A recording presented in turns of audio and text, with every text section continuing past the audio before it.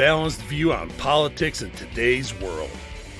Based on facts, born of rationality, common sense, and logic, providing context on today's events. This is American Perspective with Rick Thomas. Hello, everyone, and welcome to American Perspective with me, Rick Thomas. All right. So thank you all who came to the, what I would consider the watch party last night for the debates. And of course, if you came to my channel and watched it, you would have seen a pretty unedited version of the debates, but also you would have seen a ticker up here in the corner that calculated all of the lies that Biden said. I think we came out to like 95. Now, I created that ticker with the idea that there would be at least 3 digits. So we got pretty darn close. I even thought, like, for those that don't know, I even looked at the ticker and I went, you know what? I bet the mods are gonna lie as well. So I put an entry into the ticker for the mods, and the mods actually got 5 lies as well. They both the mods and Biden exceeded Trump's lies, which, you know, again, keep in mind, Trump tends to exaggerate numbers at times. And so those are the ones that I essentially, I essentially counted. But realistically, it was only 3 anyway, so it really doesn't matter. Boy, 95 freaking lies. 95. And those are the ones that I caught. Going back through and watching it again, there were a couple extras that I had missed. So, we're going to still call it 95, but I've been telling a lot of people out on the social media platform X, formerly known as Twitter, who has, still been a cesspool of leftist lunatics. But anyway, they're all crying. I'm telling you, they're all crying right now. And the reason why is because, of course, Biden put in a much less than not even a passable performance. He was out of it completely.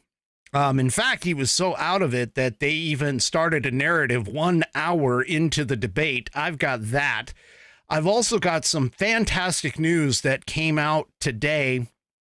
Unfortunately, one of the anticipated SCOTUS opinions was not released today. However, 2 that we were waiting on did get released today, and it is fantastic news, which of course the liberals are the leftists, because I refuse to call them liberals. A liberal in the traditional sense is somebody who believes in libertarianism, which is a lot closer to like a strict constitutionalist than a leftist is. So the leftists, though, they are drinking in their tears right now. They're even scrambling, and I've got some stuff on that, and plus I've got the SCOTUS things. And so I got a whole bunch of stuff to get to. So hopefully I'm going to be able to get all the way through it, but we'll give it a shot and see. All right. So for tonight's Pledge of Allegiance, I have Judge Wild on deck. And so please, if you are of mind, please remove your hats, stand.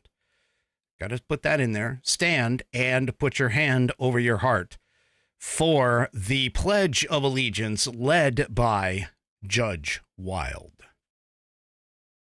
I pledge allegiance to the flag of the United States of America and to the republic for which it stands, one nation, under God, indivisible, with liberty and justice for all. And of course, thank you for that submission, Judge. I do appreciate it. Do me a favor, if you would like to hear yourself giving the Pledge of Allegiance, reciting the Pledge of Allegiance is the more proper term. Reciting the Pledge of Allegiance here on the program, record yourself doing so, and then take that audio file and email it to me at fans, F-A-N-S, at americanperspective.online. That's fans at americanperspective.online. And you can get that in. I'll put you into the rotation at that point. All right. So tonight I have as the sponsor is these wonderful shirts, the maker of these wonderful shirts that I wear every single episode. This right here is a We the People, one of the We the People varieties. You can see it over here on my shoulder. But it's a military kind of themed. We've got some Air Force running around here, and of course the flag and eagles and all kinds of patriotic stuff. But you can do that by going to theflagshirt.com. That's right. Go to theflagshirt.com and check out all of their wonderful patriotic apparel and accessories. But if you want to get it by Independence Day, you have got to order. Time is running out. They can still get it to you. They can still get it to you if you order in the next couple of days. Go to theflagshirt.com, get some patriotic gear, and have it delivered to you through regular delivery. They think, I don't know, maybe it's not regular delivery. It might be expedited delivery, but you can still get it to you by Independence Day. Go to theflagshirt.com. Check out all of their styles for their apparel and accessories. They've got hats. They've got sunglasses, just the kinds of stuff that you would need to outfit an entire Independence Day party. Go to theflagshirt.com, and hey, I'm going to help you out because I'm going to kick in an additional $5 off. If you go to flagshirt.americanperspective.online, that's flagshirt.americanperspective.online, you can pick up an additional coupon code for $5 off your order that you enter in the promo code section at checkout. So go to flagshirt.americanperspective.online and get that code to enter into the promo box at checkout at theflagshirt.com when you make your order, and you'll get an additional $5 off your order on American Perspective. Once again, go to theflagshirt.com and get yourself patriotized. All right. Wow. 12 minutes in, he started getting lost. Yes, he did. Joe Biden started getting lost and stumbling and mumbling over his words. And once that hit, I got to tell you, I was like, oh, this is not going to go well for the current president of the United States. He also went through and repeated a whole bunch of lies. He did. He repeated things like the Very Fine People hoax, which even Snopes had to switch their rating on that, which for those of you that don't know, Snopes.com is a leftist supposed fact checker. And yes, I'm putting them in air quotes, outlet on the web. And then most of the time they are, they started off being really, really good. And then I don't know what happened. They got sold or something, or somebody drank some tainted water or something, and they turned into a leftist propagandist outlet. And so now their fact checks are more like propaganda checks, but they finally had to flip that narrative and say, instead of false, turn it over to true, which is, because of course it was proven true. Everybody knows it was true, that he did not say that there were very fine people, referring to white nationalists and neo-Nazis, out at Charlottesville. Well, Biden, of course, has been hanging on to that for, the last, 3-4 years. And he went ahead and, still repeated it. He also repeated several other lies, in particular one where he was talking about whether or not Donald Trump stooped Stormy Daniels. Now, for those that don't know, Stormy Daniels signed a document back in 2016, 2015, prior to the 2016 election, that she admitted that no, she had never stooped Donald Trump. And so that document has come out. So we know that Stormy Daniels is a liar. She flip-flops on stuff. And yeah, so anyway, Biden tried to get Trump riled up over that. That didn't work. That did not work. And it was actually fantastic. Biden also dug into the well and used the suckers and losers statement, which only one person who was a deep state general who got fired by Trump, has been the only person who said that he heard that. 19 other people who were there have all debunked that. And so, again, it's another debunked lie. And so, yeah. Anyway, I'll be completely honest with you.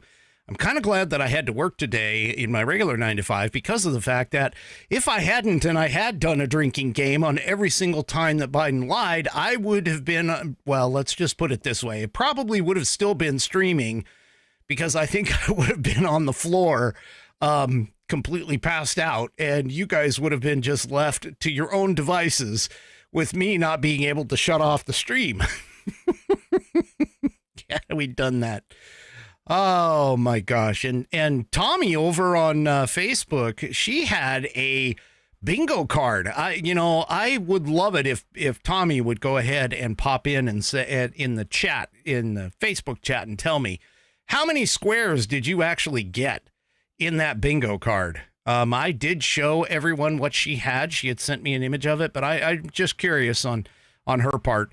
How many squares did she actually get on that bingo card? That would be just fantastic. And yes, Outlaw Dogs, I would have been schnockered. Oh, Tommy gets in and says all but 5. All right. All but 5. Well, that's unfortunately we couldn't get you to black it out. But anyway, and like Buddy points out here, which Buddy was saying this the entire time, or saying something like this the entire time, he practiced for a week and still he screwed up, which is right. He did. He screwed it up so bad that within the first 15 to 20 minutes, Biden was just sucking some serious wind. In fact, it was so bad that, oh, well, how do you like that? I'm looking at myself. Well, that was kind of fun. Okay. It's not what I'm after here, but where is it? There we go. It's all the way down there. All right. So it was so bad that apparently, and I wasn't watching X, by the way, I was watching the debate, which I probably should have been watching X too, just to kind of see the reactions. But apparently, at least about an hour in, according to the Daily Wire, the left started talking about how Biden has a cold. He had a cold. That's why his voice was so off. And he was supposedly needing a Ricola or something like that for his voice. And he just was not all there, which is what the right has been saying for months on end with regards to this guy. He keeps losing it. In fact, there was even one part during the debate which I thought was just absolutely perfect for Donald Trump, was when Joe Biden kind of finished off his sentence, blubbered something, don't even know what it was. And they switched it over to Donald Trump, and Donald Trump says, well, I don't know what he just said, and I don't even think he does, which I thought was absolutely classic. Absolutely classic. But there was one moment within there that I don't think that anybody really caught. And I mentioned it on X in response to somebody, trying so bad to like keep the dream alive for Joe Biden. But apparently there was a moment where Jake Tapper asked Joe Biden if he thought that the tens of millions of people who were likely to vote for Trump, whether or not they were threats to democracy. Now, Jake Tapper was, I honestly, I don't know what he might have been thinking when that question came up. But the thing about it is the way that Joe Biden answered it. He started off trying to say that, well, as soon as they see what Donald Trump has done, which, Joe, we had 4 years of Donald Trump. We had 3.5 years of you. We are very well aware of what Donald Trump has done. But he answered the question, yes. Joe Biden believes that anyone who votes for Trump is a threat to democracy. Now, the thing about it is, with that statement, putting it out there, it backs up his entire actions within his administration. All of the things that he's been doing with the DOJ, going after Christian conservatives, going after people who are pro-life, all of these things, okay, he has done in his actions. And now he finally confirmed it with his words that, yes, he does believe that those of us who are going to vote Trump, who are likely to vote for Trump, we haven't even gotten there yet, but who are likely to vote for Trump, are enemies of the state and are, as he says, MAGA extremists. And he doesn't like that. He doesn't like that at all. Well, Fox News came out with a report saying that they had top 5 moments during the Trump-Biden debate showdown. One of them, of course, is the fact where he was saying, I didn't have sex with a porn star. But another one, and I don't know if anybody really caught this either, but he essentially,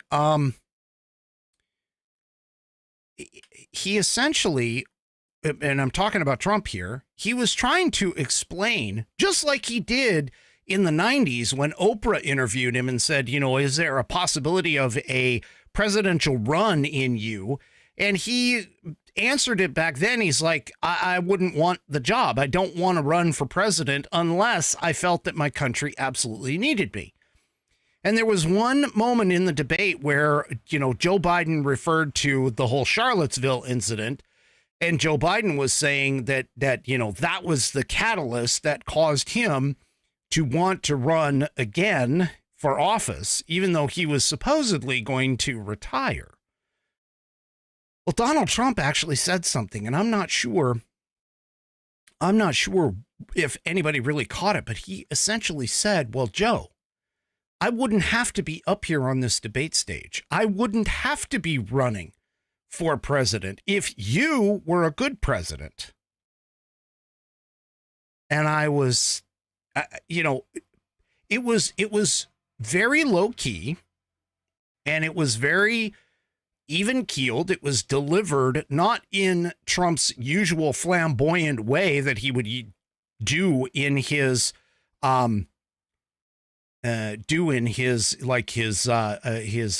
rallies or something like that.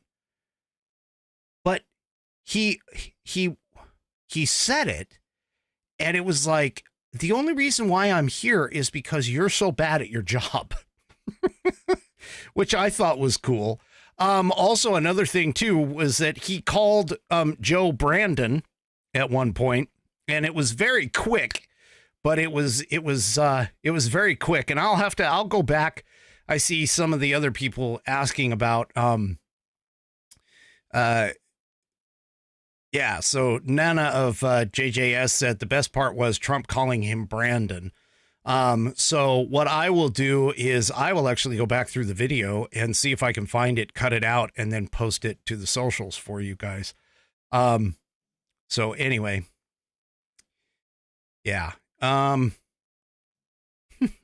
It was really, that was, like I said, I mean, the whole thing was a complete mess. The twin or the split page where you had Biden on one side and Trump on the other, that, you know, obviously showed the complete difference between them. Yeah, it was a total slam dunk for the former president, soon to be president again. And the left is just going nuts.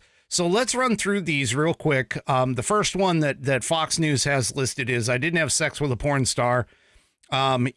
Second is Trump slamming Biden's Afghanistan withdrawal, which was perfect and right in line talking about his Joe's foreign policy.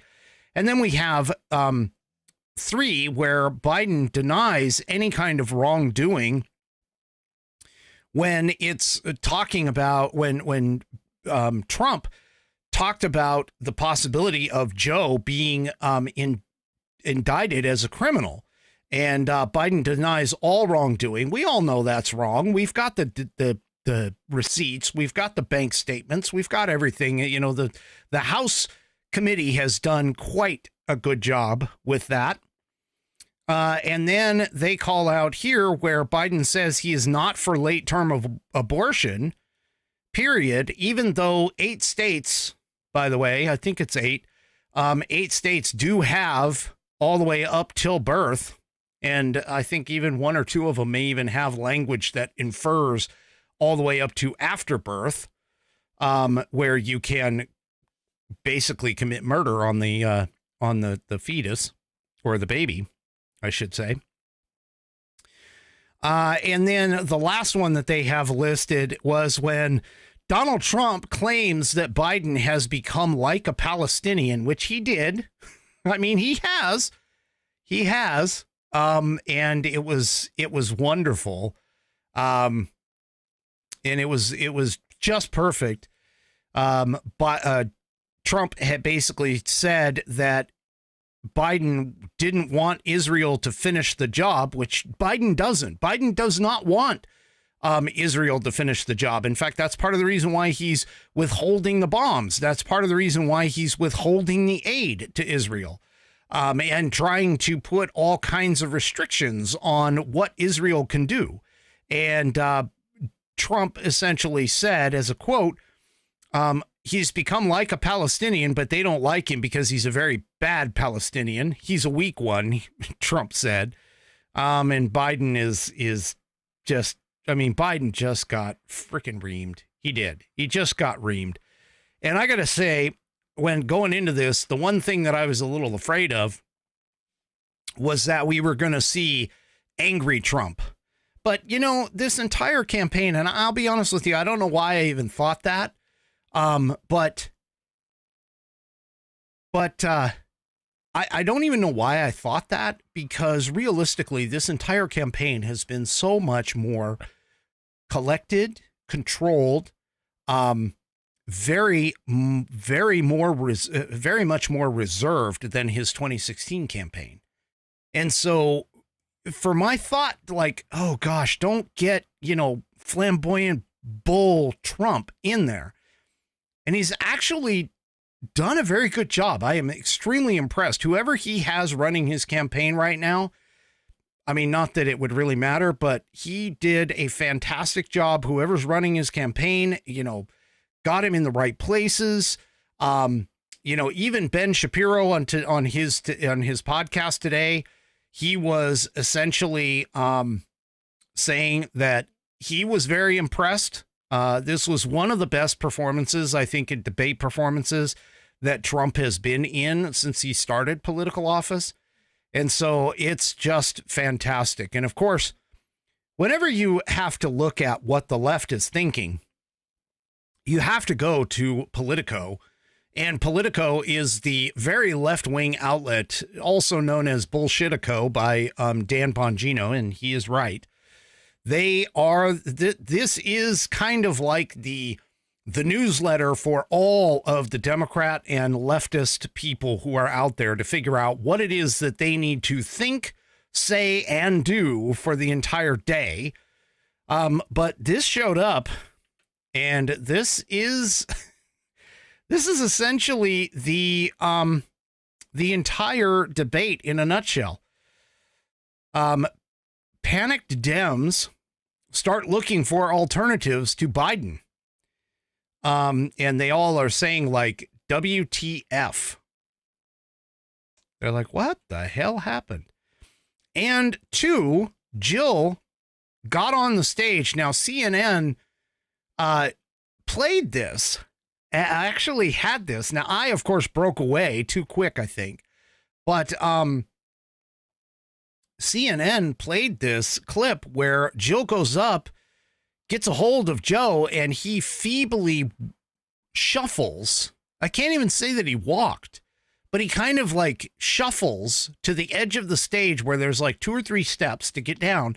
And then she has to like help him, hold him as he's stepping down the stage. It's almost like they went and that particular shot, CNN just put the cherry on the entire cake that had been being baked the entire time to demonstrate how far Joe Biden has gone.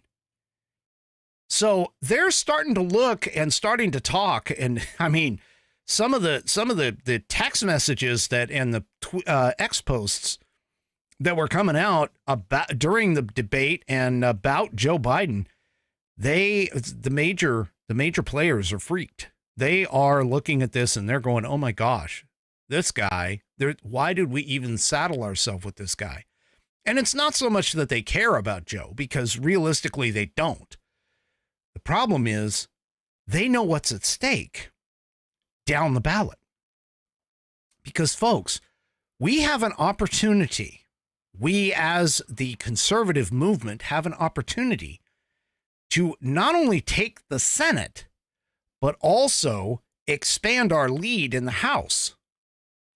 If we can get all of those down ballots, okay, all of those down ballot races to flip for the Republican Party as well as the presidency, we could be setting up the first 2 years in Donald Trump's second term as a fantastic situation to right this ship and reverse course on all of the bullshit that Joe Biden and the Democrats and the leftist administration have been putting in over the last several years. And 3 strategists that were close to 3 potential Democratic presidential candidates said they were being bombarded with text messages throughout the debate. One advisor said that they received pleas for their candidate to step forward as an alternative to Biden. Another advisor said that they had taken no less than 6 key donors texting disaster and the party needs to do something, but acknowledged that not much is possible unless Biden steps aside. Now, keep in mind, this is where the Democrat Party is going. This is where the Democrat Party is headed. They have absolutely no place to go. Now, a lot of people are suggesting that Joe Biden may get replaced. Here's the problem with that. And even I have been suggesting that there is a possibility, and I'm not going to rule it out completely, But you need to understand there is a long process, an arduous process in order to do this, and it cannot happen unless Joe says, I'm sorry, but I'm done, and steps aside. Okay? This is essentially the crux of the problem. Because today, Joe Biden came out and said, hey, I'm ready for round 2 in September. Okay? Joe Biden thinks he won that debate. In the back of his mind, Joe Biden thinks he is the greatest president since FDR. Joe Biden thinks that he knows what is good for the American people. Because, you know, he did say at one point that he knows what's best for the Negro. So anyway, he's probably not going anywhere.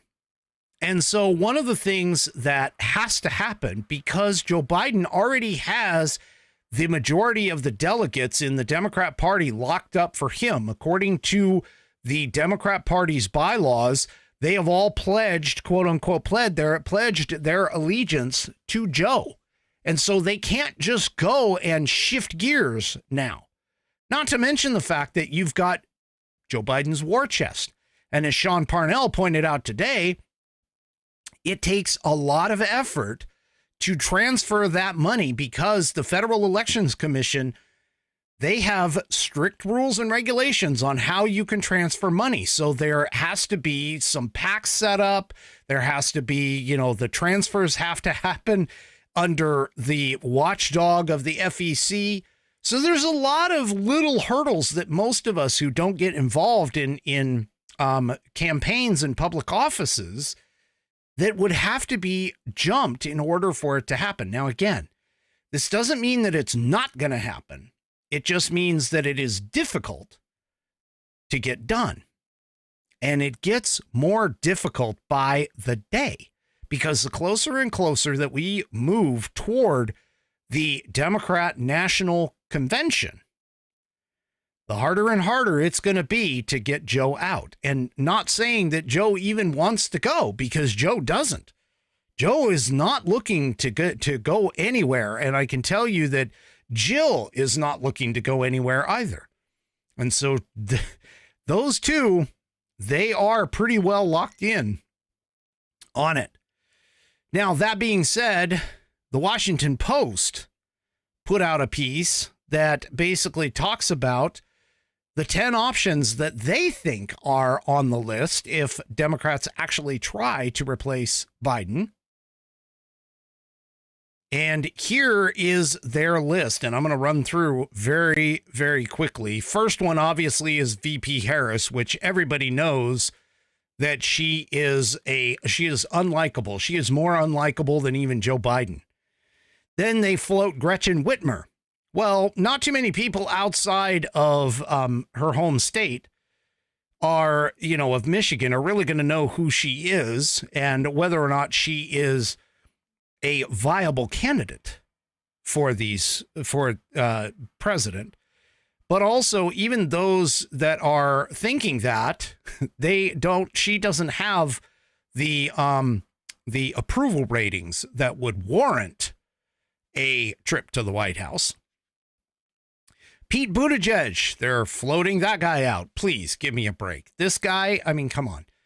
He's barely making it halfway reasonable as his transportation secretary. He's not going to go. I mean, this is just horrible. Josh Shapiro, who is the Pennsylvania governor. Well, again, not too many people outside of Pennsylvania are going to know who he is. This is one of the big reasons as to why governors are so difficult, realistically, to get into office. That was one of the advantages that Ronald Reagan had, because Ronald Reagan was actually in movies. And so being an actor, he had the exposure that everybody knew who he was. And because he was a successful actor, everybody knew who he was. And so that is what made it so easy for him to have name recognition across the country. But people like Josh Shapiro, not too many people have them. Jared Polis. I don't even know who the hell this guy is. He's a Colorado governor and a former congressman. So again, we have somebody who nobody knows. Very few people know. Well, of course, we have Gavin Newsom. Gavin Newsom is a possibility. Yeah, not too many people outside of California actually like his policies, and even some Californians, they had the opportunity to get rid of that ass, and they didn't do it. Now I think there's more people that are saying, you know what, we probably should have gotten rid of him when we had the opportunity. Raphael Warnock, which nobody likes outside of the Democrat Party. They are, they think just because he has won in Georgia, which is a key swing state, that he could actually potentially wrangle something into the presidential position. And of course, they're floating Michelle Obama. Well, Michelle doesn't have anything she doesn't want to go there. And even the Post says this is a fantasy option for the Democrats. And they also say, we mean that in more than one way. She would be the ideal alternative for many, but she seems unlikely to run because she hates it. Now, they call her the most popular former first lady in America. I am not so sure about that. I disagree. But hey, they also say it dates back to Lady Bird Johnson, and it's according to a late 2023 YouGov poll. Well, we know YouGov polls are leftist leaning, but anyway, they also float Amy Klobuchar in this piece. Yeah, that's not, no.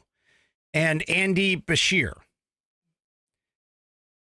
And they're basically talking about this Kentucky governor, the Kentucky governor. So again, these are people that most of the people on this list, I didn't even know their names, other than the fact that, I do this, but I wouldn't even know their names. So yeah. So those are the ones that they have on the list to potentially take Joe Biden's place. That's assuming, of course, that he decides to step down, and he's not going to at all. I guarantee it. He's not going to do it willingly. He's not going to do it willingly at all.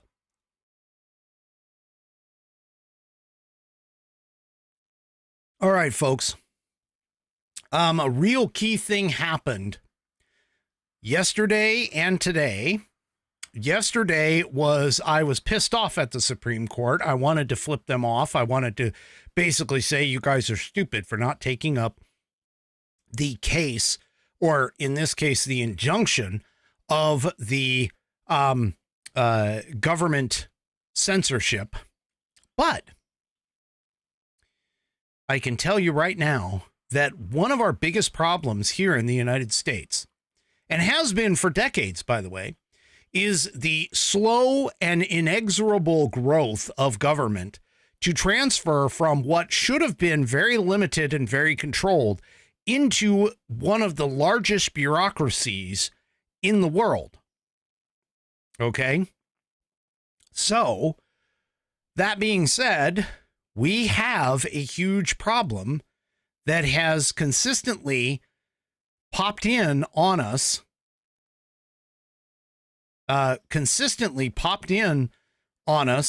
Which has to deal with the bureaucrats. Now, a lot of people describe the deep state as, people who have been in Congress for a very long time.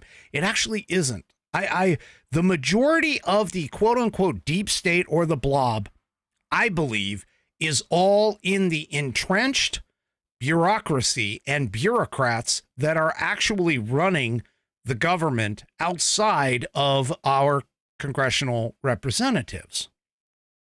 And this is kind of what they are talking about in this Blaze Media piece that says rogue bureaucrats are the true threat to our democracy.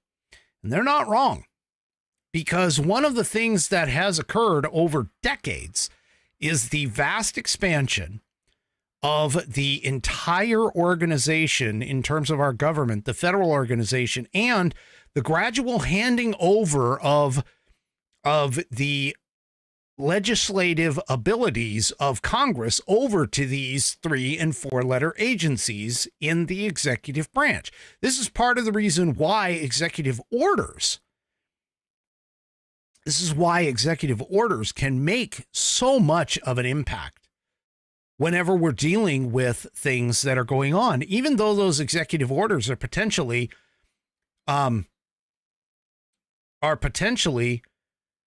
unconstitutional in nature. But yet Obama ruled with a phone and a pen. Biden is showing that his executive orders, he doesn't even care about the Supreme Court and the separation of powers. Because gradually over time, our Congress has been handing it over and over and over to all of these bureaucratic agencies that literally don't have the legislative ability to just arbitrarily make and change laws. And this brings us to the Supreme Court. Now, yesterday, the Supreme Court, and nobody's been talking about this one, but the Supreme Court went ahead and limited the Security and Exchange Commission, the Security and Exchange Commission's enforcement powers. So the court ruled 6-3 that the SEC cannot use its in-house administrative tribunals to enforce civil penalties, which is true. We have a legal system, according to our Constitution, and built by the First Continental Congress in terms of the lower courts outside of the Supreme Court, which is described in Article 3 of the Constitution. And thereby having these tribunals, administrative tribunals, to enforce civil penalties is unconstitutional. And so now, and that is essentially where the Supreme Court went with this. They ruled against the Security and Exchange Commission's use of those administrative courts, holding that defendants who face civil penalties must receive a jury trial under the 7th Amendment to the Constitution. The majority opinion read, a defendant facing a fraud suit has the right to be tried by a jury of his peers before a neutral adjudicator. Now, this was authored by Chief Justice John Roberts. He also added that investment advisor George Jarksey, who brought the suit, and his firm are entitled to a jury trial in an Article 3 court.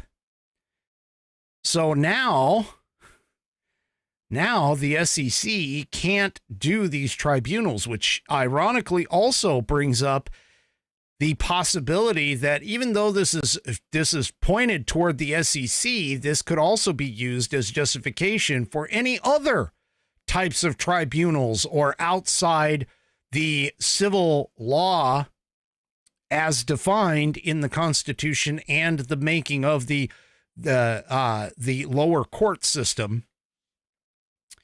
This is essentially where this thing is going. And I got to tell you, this is amazing for the situation that also presented itself today. Today, the courts continued along those same lines where they are restricting powers of the government, in particular, this Chevron doctrine. Now, for those of you that don't understand the whole Chevron doctrine, let me try and break it down for you really, really quickly. The Chevron doctrine is a 40-year-old doctrine that was based out of a case that came in 1984, which essentially went like this. The case was arguing the idea that vague legal laws were to be interpreted by the enforcement agency, and that the court system was essentially to defer to those agencies and their interpretations of said ambiguous laws. Well, after 40 years, the Supreme Court of the United States has finally done the constitutional thing and has overturned that. They are basically now saying that the court has to interpret the law themselves, or the law has to be written better by Congress if it comes up and is so vague.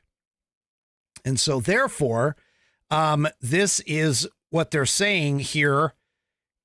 And let me blow this up a little bit. What they're saying here is that in the majority opinion is that the Administrative Procedure Act requires courts to exercise their independent judgment in deciding whether an agency has acted within its statutory authority, and the courts may not defer to an agency interpretation of the law simply because the statute is ambiguous. So therefore, the Chevron deference is overruled. Article 3 of the Constitution assigns to the federal judiciary the responsibility and power to adjudicate cases and controversies, concrete disputes with consequences for the parties involved. The framers appreciated that the laws judges would necessarily apply in resolving those disputes would not always be clear, but they envisioned that the final interpretation of the laws would be the proper and peculiar province of the courts, and that's according to the Federalist number 78. This is true. This is the way that it is supposed to be. If a law is vague, it is the courts who must decide, not the enforcement arm of the executive branch. This is how our government was supposed to work. Now, what's really cool about this whole thing is, again, this is starting to cut back the enforcement power, and it is starting to demonstrate that the court, regardless of what anybody thinks in terms of the wishy-washy people like John Roberts, Amy Coney Barrett, and a couple of others that names are escaping me right now, Kavanaugh, and the activists of, Kagan and Sotomayor and Jackson. Okay. What is happening here is we're starting to see a trend that the courts are starting to actually get to a point where they are enforcing the Constitution as it is supposed to be written and enforced. This is a really big thing. Believe me, this is a really big thing, is to get rid of this deference to the executive branch when it comes to writing laws. The way our Constitution is built is the legislative branch writes the laws, the executive branch enforces the laws to the best of its ability, and the judicial branch is the one that interprets the laws and the enforcement of the laws as to whether or not the laws are actually constitutional or not. And that's how it's supposed to work. I mean, this is basic schoolhouse rock stuff. And they're finally getting down to doing that. Now, I was disappointed yesterday in the court because yesterday the court, even though they sent out that SEC filing, it was a 50-50. I wasn't happy about the fact that they decided to punt and say there was no standing for the case where the injunction came in. But at least it goes down to the lower courts again and starts to get itself worked out even more into, so I'm imagining that we'll probably see that show back up into the Supreme Court again. But the other case, another massive case that fully affects not only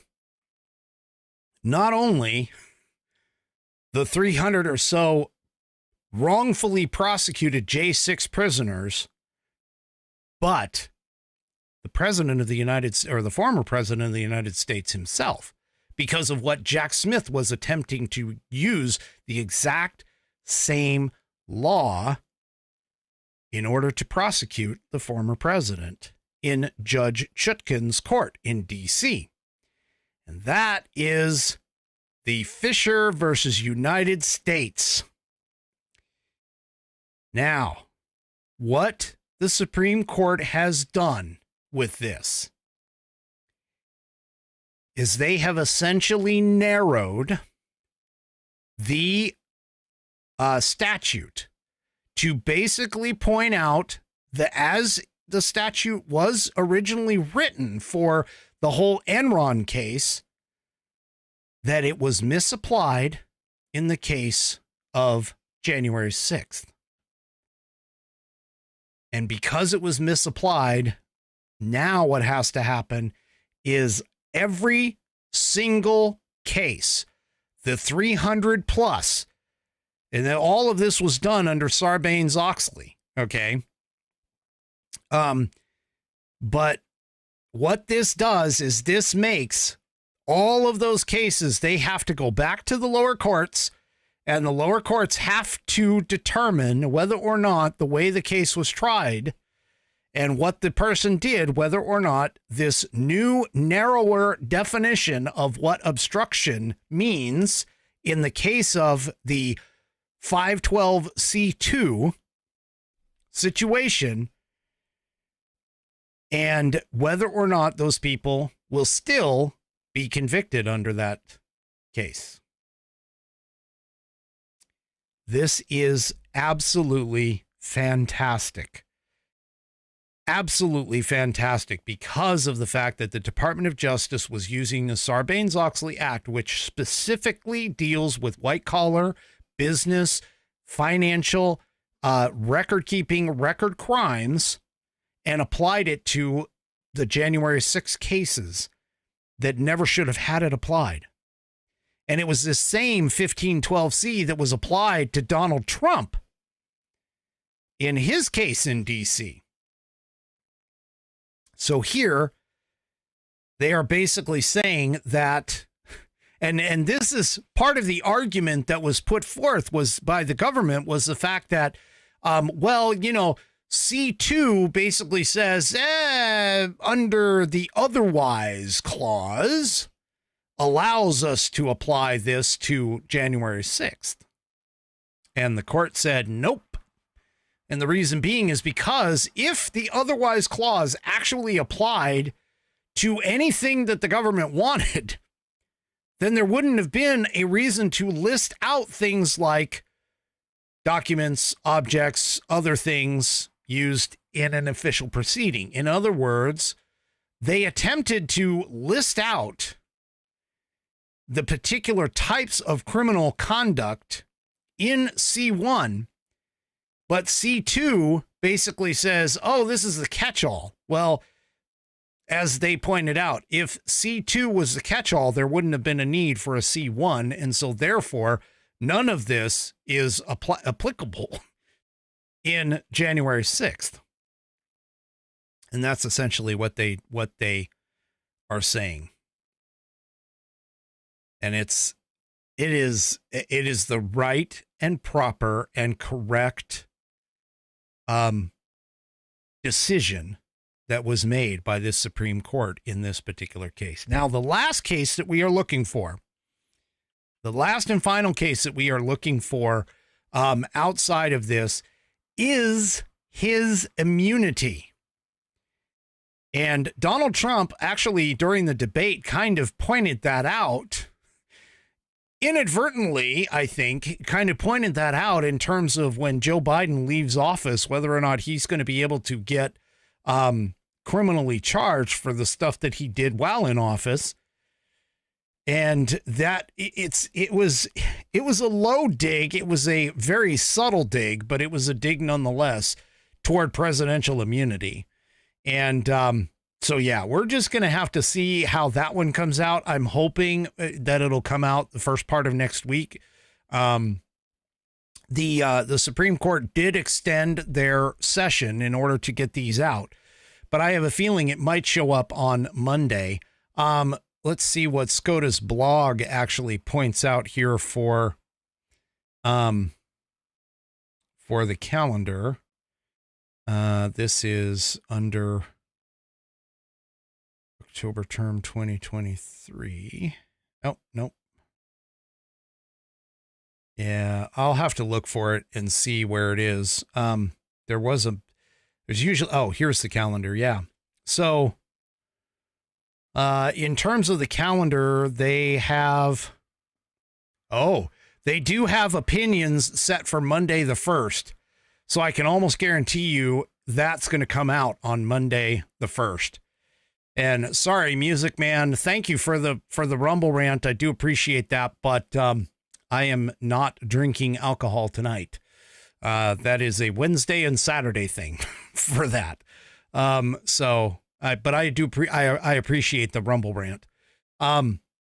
So anyway, so we can look forward to Monday being the day for the immunity case opinion to come out.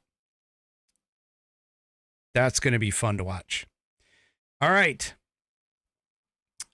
So there is a study that got pointed out. It's totally shifting gears here, but this kind of leans up into the whole thing. I've got a study here that came out, and it's a 2020 Pew American Trends panel study where they asked respondents whether a doctor or healthcare provider had ever told them that they have a mental condition.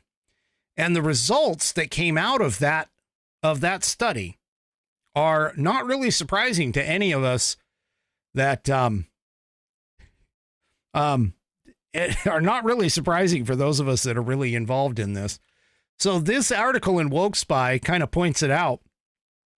But apparently the results of that study demonstrate that white liberal women aged 18 to 29 were the most likely to have been diagnosed with a mental health condition, with 56.3% of respondents answering yes in response to the question of whether or not they have ever been told that they have a mental health condition.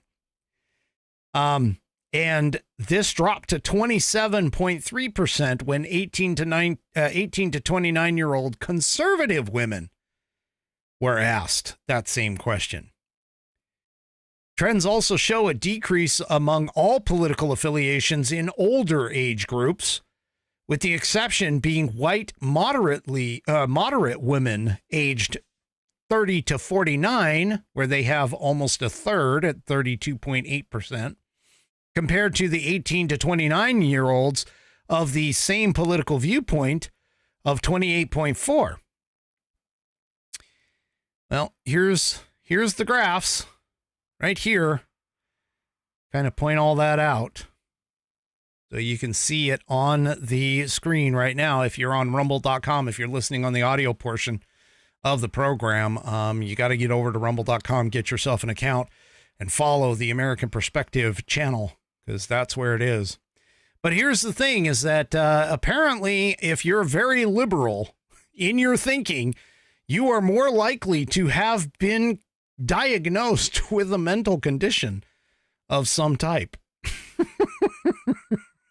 I mean, this is just crazy. And especially if you're white, you're going to be that.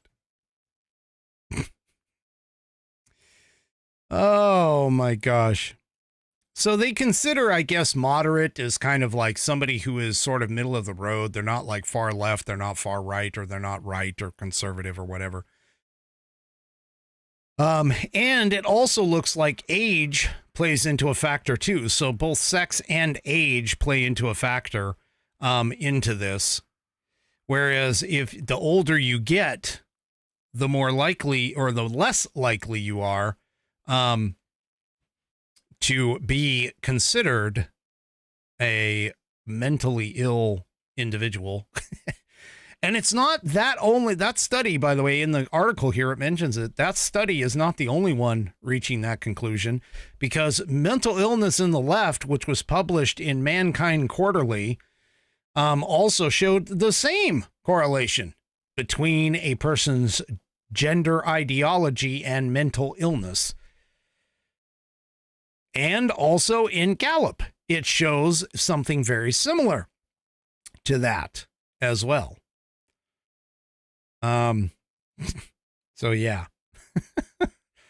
Oh, I can tell you right now that yeah, this is playing out in real time. If you honestly don't believe all of this, it's just, I mean, this is just nuts, folks. All right, one last little thing, by the way, that I saw, which this doesn't really surprise me, but apparently, and why it's leaking out now, I'm going to be honest with you, is probably part of the whole idea of maybe trying to convince Joe Biden to step aside and give away his delegates. But this came out in the Daily Caller, and it was originally reported by Axios, which is a left-wing paper. The Obamas apparently believe that the Biden family is a complete mess, with the quote being, the weird shit. Weird shit happens. So just really quickly, in Axios, two people familiar with the relationship between the Biden family and the Obamas, former First Lady Obama was reportedly frustrated about how her close friend, Kathleen Buell, who was Hunter Biden's ex-wife, was actually exiled and wronged by the Biden family following the divorce. The former First Lady's feelings towards the situation, coupled with her emotions toward politics, have kept her off the campaign trail, despite Barack Obama's participation. And apparently, former President Barack Obama reportedly once referred to to Joe Biden's family dynamic as, quote, weird shit, to a person who was supposed to be familiar with the remarks. So this might be an indication, again, that and we'll probably see more leaks like this between now and the election with regards to this whole situation. Telling you. Now, I am going to tell you this much. Regardless of what happens, okay, regardless of the victory lap that we can take today and last night, I am going to tell you this much.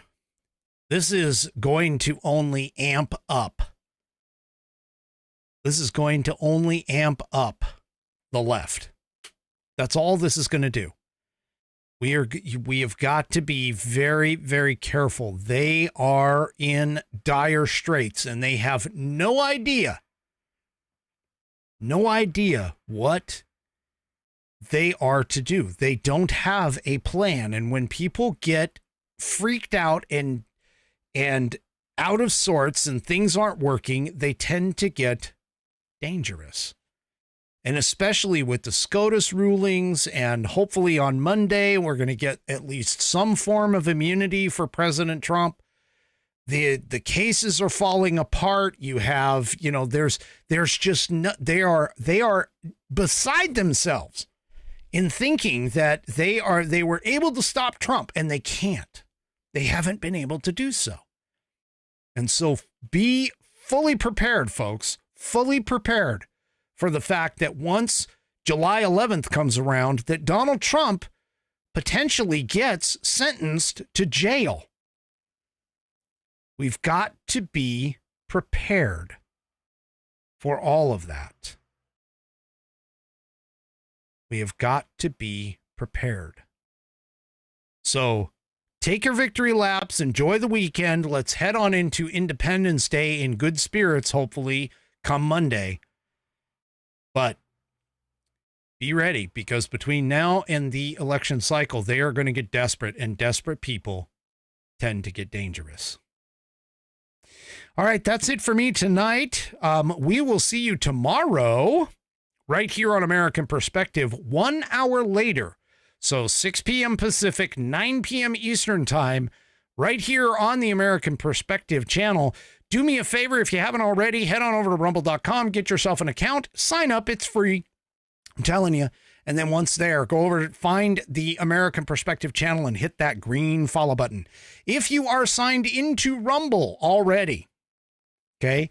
If you are signed into Rumble already, make sure you hit that thumbs up button, because that thumbs up helps increase the exposure of this video and my channel to Rumble. Someday I'd like to hope to get onto either the editor's page or editor's picks page or the leaderboard. That would be awesome. All right, we will see you tomorrow night. Enjoy the rest of your night, and I will see you tomorrow. Good night, everybody. The previous broadcast was produced and is owned by Active Eye Media LLC. All rights reserved.